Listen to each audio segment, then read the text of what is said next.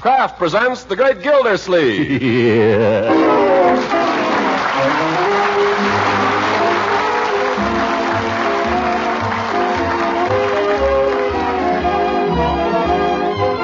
The Kraft Cheese Company will also bring you the Kraft Music Hall every Thursday night. Present each week at this time Harold Peary as The Great Gildersleeve, written by John Wheaton and Sam Moore. We'll hear from The Great Gildersleeve in just a moment. When it's baking time in the kitchen and those tempting smells of crusty brown bread and rolls start filtering through the house, just think how swell they'll taste. Fresh and piping hot with delicious Parquet margarine spread on them for the crowning touch of flavor. Yes, Parquet margarine has this delicate, satisfying flavor, a flavor that makes all your baking treats downright delicious eating. Parquet is a favorite spread for bread, hot toast, and rolls, for pancakes and waffles, too, in millions of American homes. It's a fine energy food as well, one of the very best you can serve a hard-working, hungry family. And there's one other important reason why so many mothers serve Parquet often. Every pound of Parquet margarine, winter and summer and all through the year, contains 9,000 units of important vitamin A. So for delicious flavor and nourishing goodness, serve Parquet often in your home. Tomorrow, ask your dealer for Parquet. That's Parkay. Parquet margarine made by Kraft.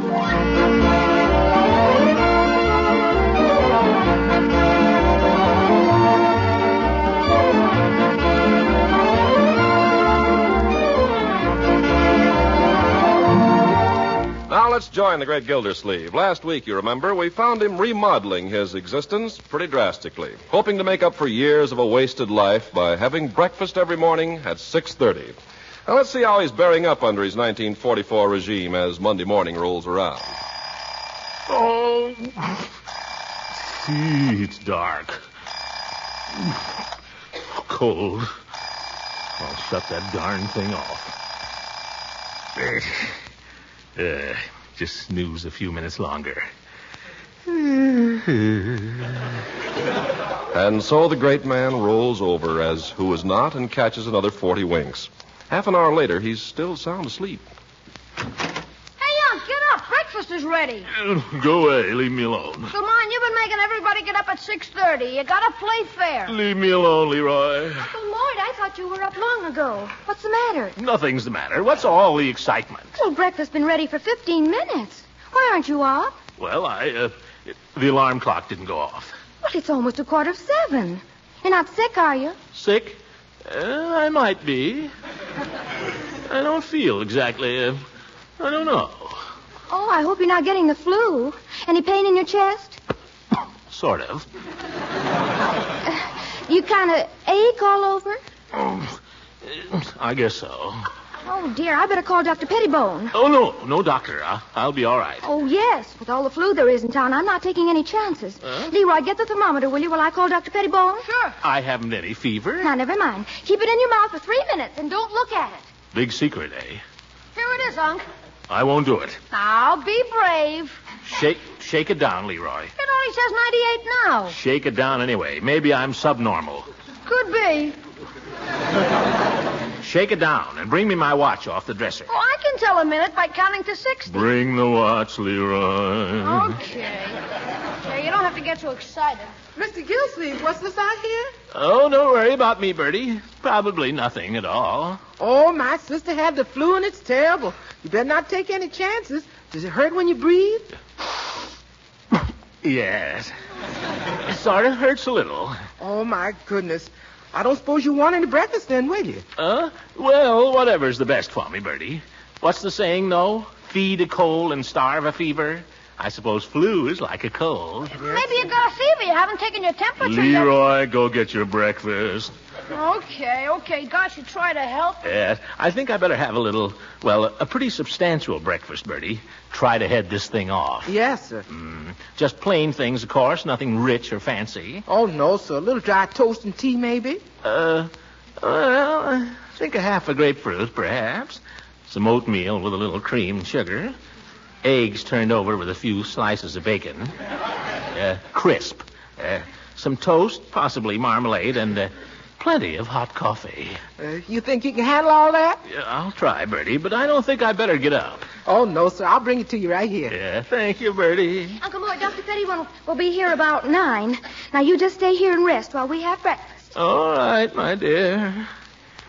Confounded nuisance getting Dr. Pettibone over. Still, you can't be any too careful.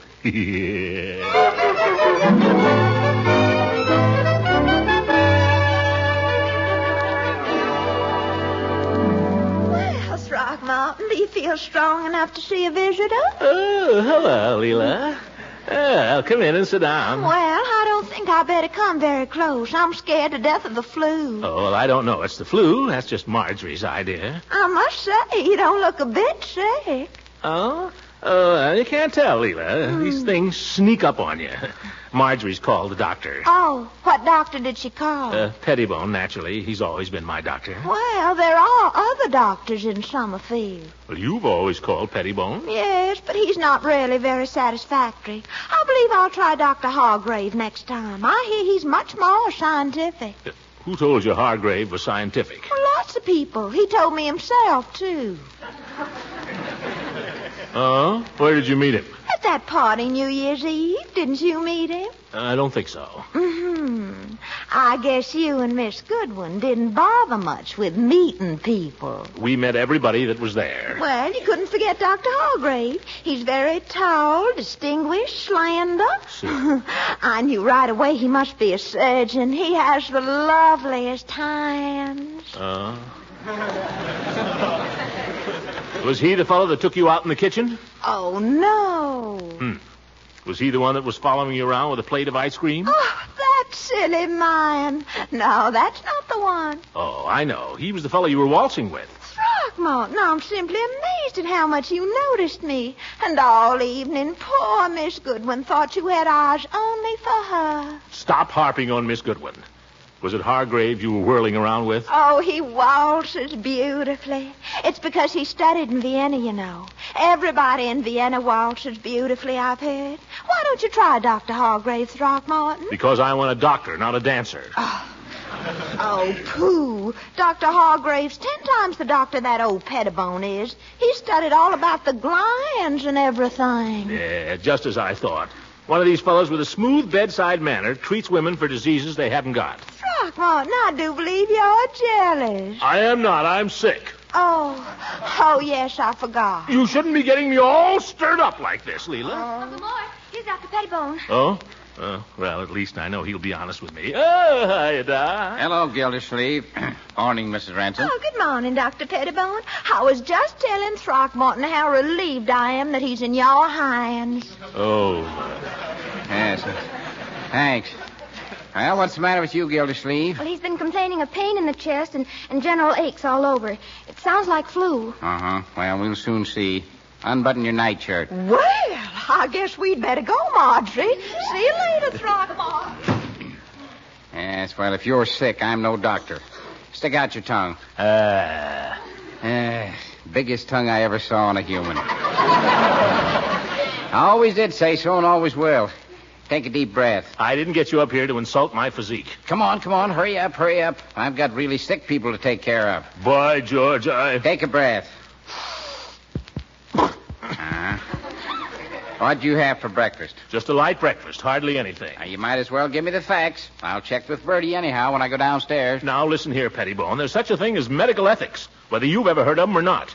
I don't mind your being old-fashioned and ignorant, but when you go snooping around my house, well, you just watch out, that's all. Now, don't holler at me. It's bad for your blood pressure. There's nothing the matter with my blood pressure. There's nothing the matter with you, period. Get up and put on your clothes and go to work. You haven't examined me. Yes, well, I don't have to. I've seen you before when you didn't feel like going to the office. Are you suggesting I'm faking? I am. That settles it. I'm going to send for a doctor. Well, go ahead. I'm busy. I got plenty to do. No, you don't. You'll stick around and learn something. That's all right with me at my usual rates. Marjorie, call Dr. Hargrave.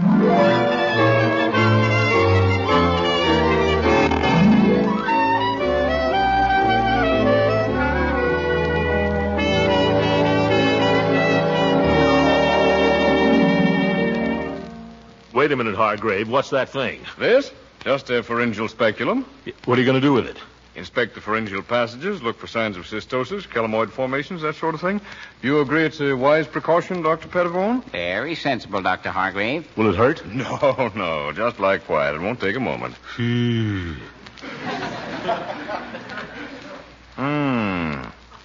Slight enlargement of the epiglottic fold, superficial erosion of the stenotic fibers. No evidence of gray bars and interstices. You care to have a look, Doctor? Yes, I might as well. This is a nice gadget, Doctor. Yes, I've used it for several years, Doctor. Had a case of Ergelfolter's disease in 1940. This thing was invaluable. I can imagine. I concur with your findings, Doctor. Thank you, Doctor. Well, Mr. Gildersleeve, I think we can safely say you're not suffering from either primary or advanced pharyngitis, Mitchell's disease, Ergelfolter's disease, or laryngeal mycoma. Are they all fatal? Oh, no. No, you mustn't be nervous in an examination of this kind, you know. Just a careful checkup. Now, let's see. You complained of breathing difficulty? It's all right now. Now, Gildersleeve, you asked for an examination, and you're going to get it. You're no longer in charge, Pettibone. Mr. Gildersleeve, I'm merely consulting with Dr. Pettibone. Oh, no. Dr. Pettibone is consulting with you. Oh, was that your understanding, Doctor? Whatever you like, Doctor. Well, in any case, I certainly want to examine your lungs. All right, let's get at it. And keep your eyes open, Pettibone. I don't think Dr. Pettibone has anything to learn from me. By the way, Doctor, I've been meaning to ask you, are you any relation to the Pettibone who performed the operation in the famous Danbury gallstones case in 1914? Yes, that was my own case, Doctor. Not really. Well, it's an honor to meet you. Well, there was a lot of luck in it. Oh, I don't believe it. It was very similar to the case of Perigord in Paris a year or so later. Oh, yes, I remember Perigord's case. But we mustn't forget the famous case of Sneeden in London. Do either of you gentlemen remember Gildersleeve's case? That reminds me, I've got an appointment. You're in good hands, Gildersleeve. If you'll excuse me, Doctor. Oh, could I have a word with you privately, Doctor? Oh, yes, sir. Now, wait a minute. None of that. I want everything out in the open. Quiet. Remember your blood pressure. Approve a thorough checkup in every department, Doctor? Well, that's up to you, Doctor. I don't see how it could do any harm. Some very contradictory symptoms here. I think I'll take him down to the hospital. Oh, very likely the ride is doing good. What are you two talking about over there? You. Well, stop shaking your heads. You make me nervous. Well, goodbye, Doctor. So long, Gildersleeve. Goodbye. Fine man. Splendid physician. Never mind, Hargrave. What are you going to do to me now? Well, we're just going to take you down to the hospital, Mr. Gildersleeve. Hospital? What for? Just for observation. How soon do I have to go? Just as soon as I can get an ambulance. Ambulance? Oh, this is going to be one of my bad days. It is already.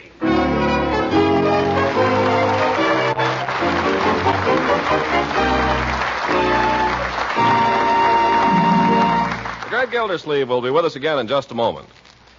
In leafing through your favorite home magazines, undoubtedly you've noticed all the attention that homemaking authorities have been giving to margarine. Well, in a recent issue, I ran across some sound advice. It said, give the package label a once-over to be sure the margarine you buy is fortified with protective vitamin A.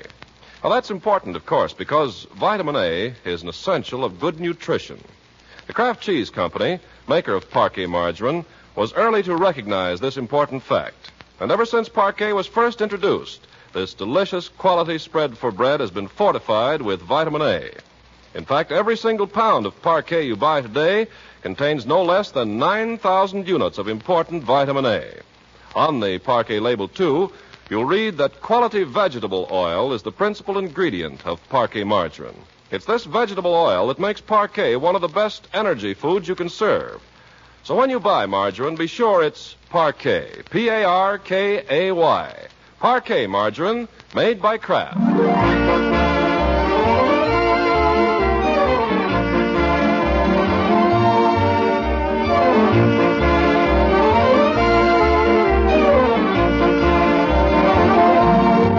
Well, let's see now how Gildersleeve's making out. When we left him, he was on his way to the Summerfield Hospital for observation, and there we find him now in room 218. The shades are lowered, the light is dim, everything is hushed and antiseptic. Dressed in a hospital nightshirt and laid out on a hospital bed, Gildersleeve lies rigid while Dr. Hargrave holds his wrist and times his pulse with a handsome watch.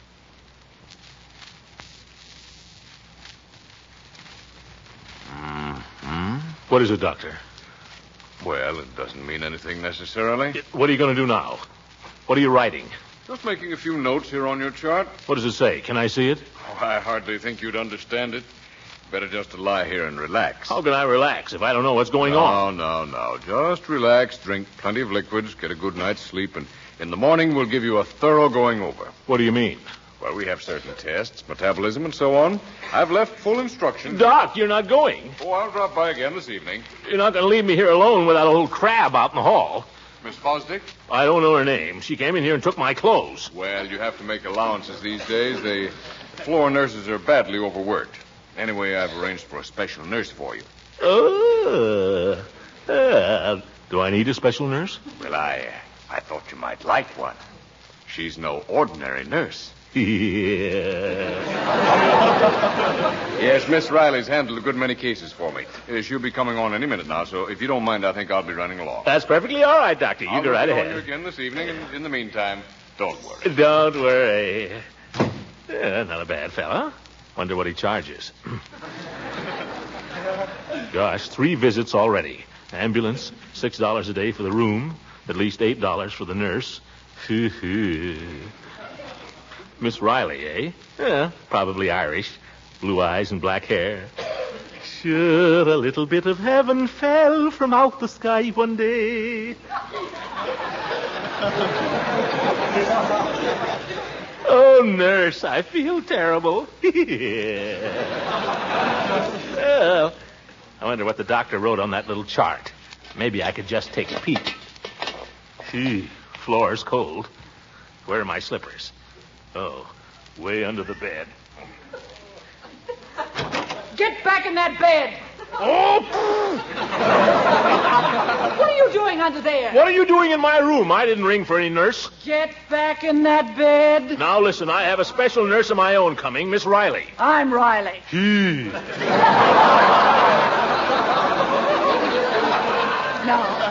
Now get into that bed before I throw you in, and don't think I couldn't do it.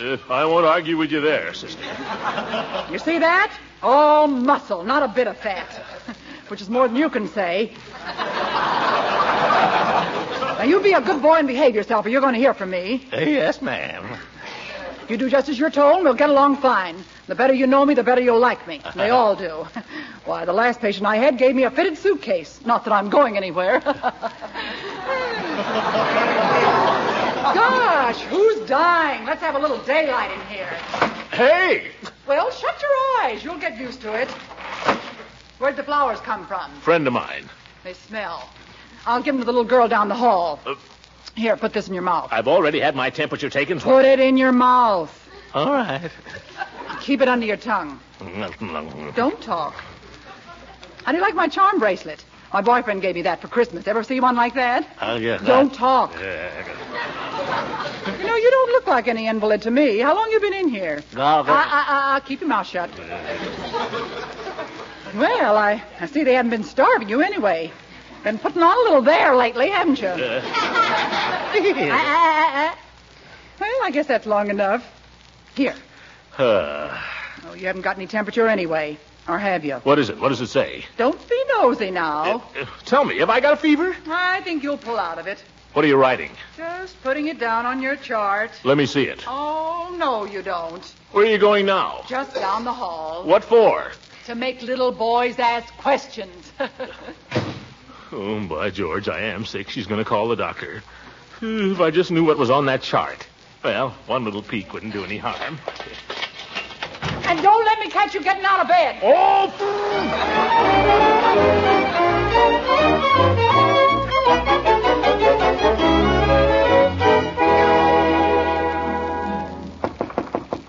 Yes? Are you awake, Gildy? Oh, that's you, John? Yes, come in. Well, so they finally... Now, see, Hooker, I'm not supposed to get excited. I'm sorry, Gildy, I'm sorry. But you look so darn funny. There's nothing funny about it. I'm a very sick man. Sorry, old man. Sorry. Of course, it's not funny. I just came up to inquire how you were. I wasn't even going to disturb you, but I thought I'd just tiptoe in for a minute, and then when I saw you lying there in that bungalow apron... Now, listen, you. I'm sorry. This is no bungalow apron. It's a hospital nightshirt, and I didn't design it. Well, how do you get into it? Well, if you must know, it buttons up the back. Oh, surgical gown, probably. Huh? When I had mine out... It's a what? Surgical gown. They use them on the operating table. Yeah. Easier to slip off and slip on again. Judge, close the door. What for? Close it. Just as you say. Now, did you talk to anybody before you came in here? Just the nurse down the hall. What'd she say?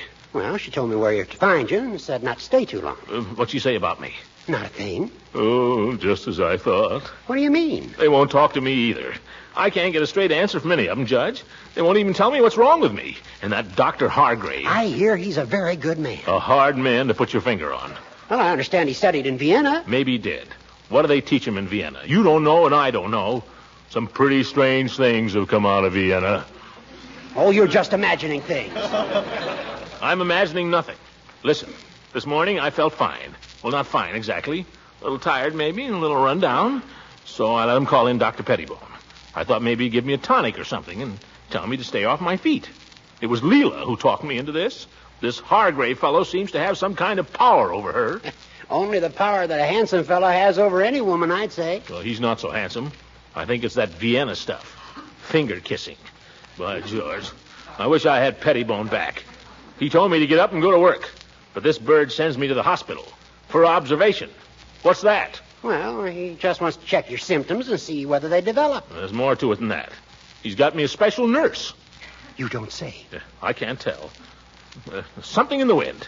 Now, listen, Gildy. At the worst, it'll all be over in a few days. With this modern science, removing an appendix is as easy as taking a nickel out of a purse.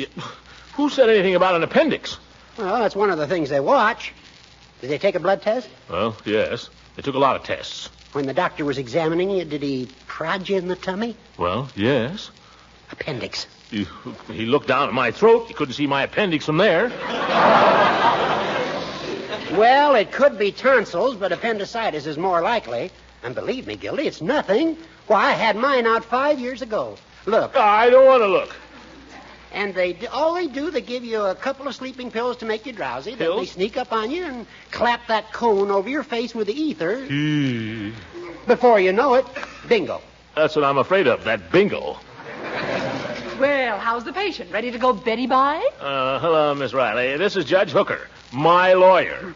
How do you do? Always glad to meet a lawyer. I might need one myself someday. I was just leaving, Miss Riley. Judge, don't go. The judge is right. We're closing up here now. I'll just get you a glass of water. Judge. Yes, Gildy? Do me a favor. Get Dr. Pettibone back in the case. But, Gildy, how can I do that? You fired him. I didn't fire him. I just insulted him. Get him back, Judge. I don't care how you do it. Well, I'll try. Tell him to be here the first thing in the morning before they can do anything. I want him to keep an eye on this Hargrave fellow. Here we are. Take the glass. What for? I'm not thirsty. Well, goodbye, Gildy. Oh, I almost forgot what I came up here for. Here, I wanted to get your legal signature on this. What is it? Just a power of attorney. Gives me the legal right to act for you. You know, in case anything happens. It's always best. Hooker, I wish you wouldn't come around with things like that at a time like this. Give me your pen. Look out, you're spilling the water. You take it. Sign right there now. Throckmorton P. Gildersleeve. That's pretty shaky, but I guess it'll do. Well, goodbye, Gildy. Sweet dreams. Judge, don't forget. Forget what? You know. Oh, yes, Pettibone. Yeah, I'll do what I can. Bye. Now, sonny boy, you're going to have a nice long sleep. I doubt if I sleep a week. Oh, yes, you will. Here, take these. What are they? Just pills. What kind of pills? Sleeping pills. George! Hooker! George!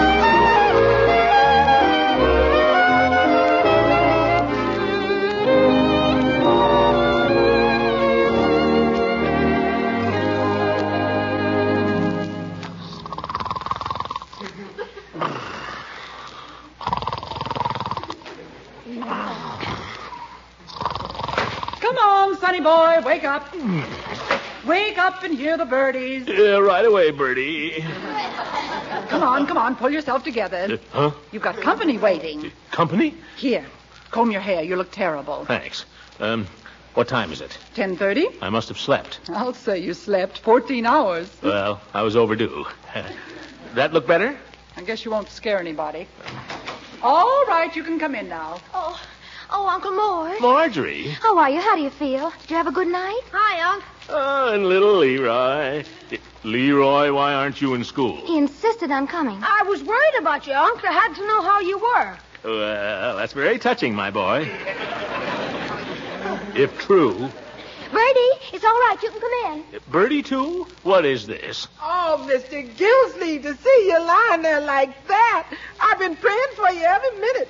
If anything was to happen to you, I just don't know what I'd do. Now, careful, Bertie. Remember what the doctor said. What did the doctor say? Nothing, Uncle Mort. Listen, what's this all about? What's everybody gathering here for? Who sent for you? Nobody. I don't believe it. I know.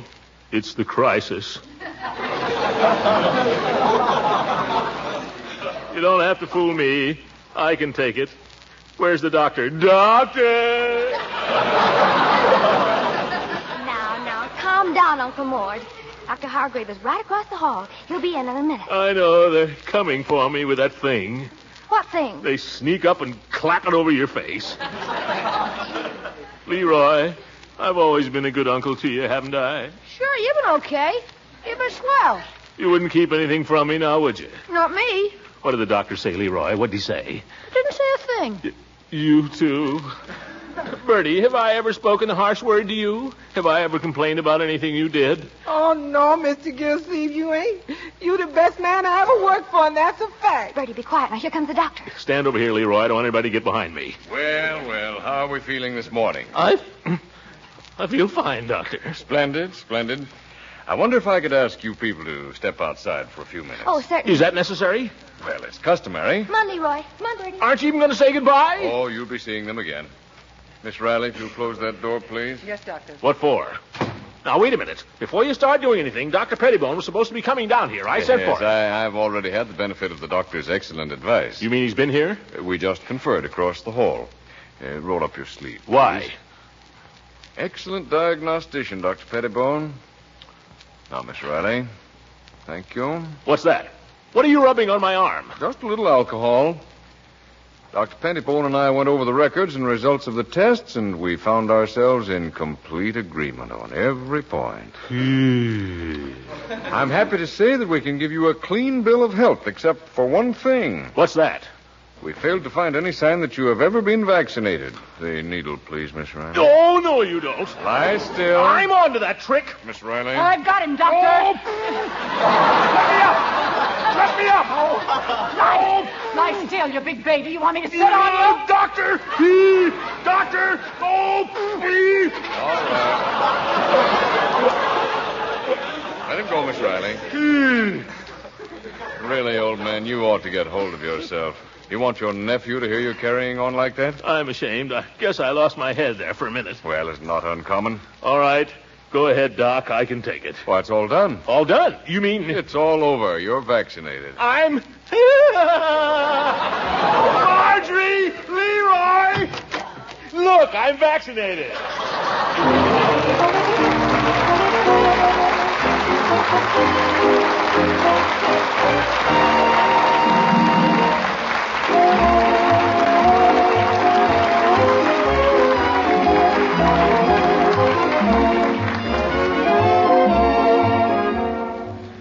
Well, I guess I'll be paying doctor bills for months, but I was lucky I didn't have the flu. The flu's been pretty bad here in Summerfield.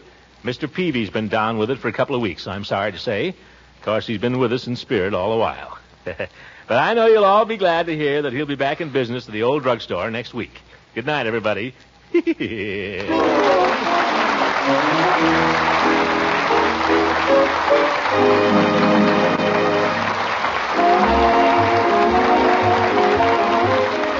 Music heard on this program was directed by Claude Sweet. This is Ken Carpenter speaking for the Kraft Cheese Company, inviting you to listen in again next week for the further adventures of the Great Gildersleeve. This is the National Broadcasting Company.